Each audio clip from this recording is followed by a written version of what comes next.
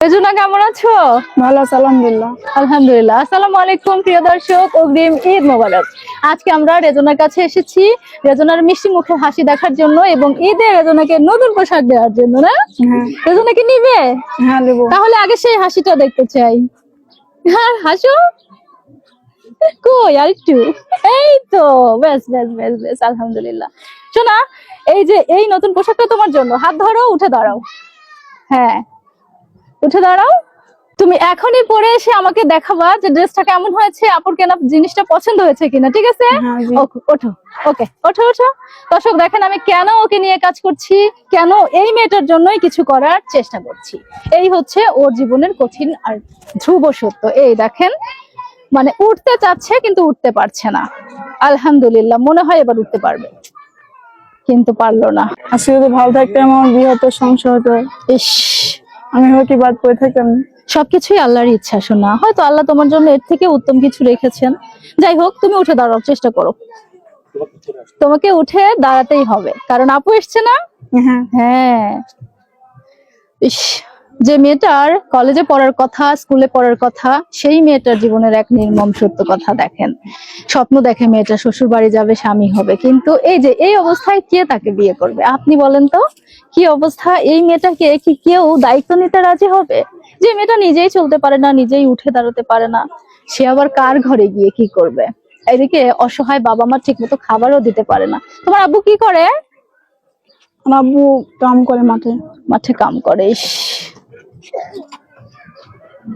যাক, দাঁড়াইছো, শাবাশ। এত যুদ্ধ করেও তুমি দাঁড়াতে পারলা। আচ্ছা, লাঠি দিব? জি। লাঠি ছাড়া কিন্তু ও একটা মুহূর্তও হাঁটতে পারে না। এই দেখেন, সবাই যে তোমাকে বুড়ি বলবে লাঠি হাতে দিয়ে হাঁটলে। বুড়ি বললেন করা কিছু না, কিছু করার নেই না? আচ্ছা যাই হোক, এই যে আপুরানা সুন্দর ড্রেসটা যদি একটু আমার মিষ্টি বোন পরে আসতো, আমি দেখতাম কেমন লাগে আমার শুনে। আবার খুলে রাখবো, আমি ঈদের দিন পরবো, ঠিক আছে? নাও আপা, আমি অনেক খুশি হয়েছি। ঠিক আছে, আমি তো সেই খুশি মুখটাই দেখতে চাই। যাও পরে আসো। প্রিয় দর্শক, আবারও বলছি আপনাদের সবাইকে অগ্রিম ঈদের শুভেচ্ছা।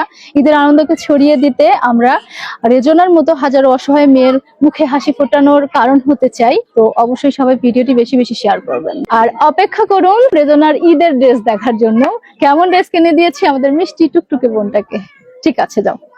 আপু দেন তো, আমি হলে আপনি দর হলে হৃদয় জামা পড়ছি কেমন? আমার দর ঈদের জামা পরেছো? মাশাআল্লাহ। আমি তো বলবো না, বলবে হচ্ছে ওই পার থেকে তোমার হাজার হাজার ভাই বোন দেখতেছে তোমাকে, বুঝছো?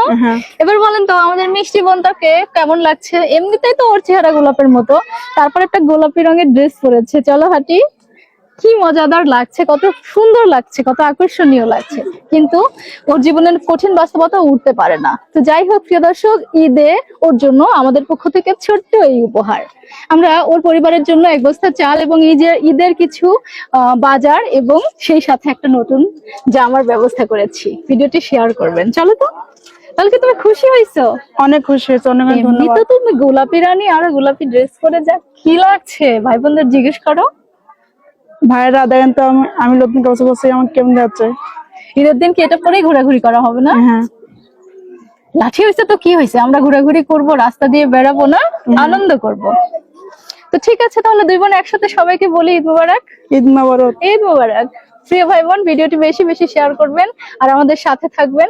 রেজনা নামের সুন্দর ফুটফুটে একটা ফুলকে আমরা সামান্য ঈদ উপহার দেওয়ার চেষ্টা করেছি।